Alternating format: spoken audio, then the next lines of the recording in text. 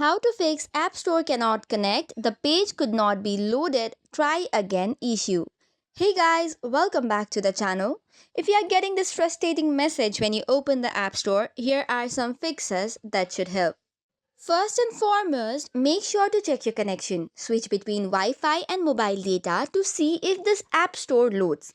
If one works and the other does not, the problem is likely your network. Next, you need to check for the Apple system status. For this, you need to open any of your preferred browser and search for Apple system status page. If the App Store is down, you will just have to wait until the Apple fixes it. Third step would be checking your date and time settings. For this, head over to your device settings. Once that is done, go to the general option and tap on it. After that, search for date and time and then go to set automatically. An incorrect clock can block App Store access as well. Next, you need to swipe up to force quit the App Store.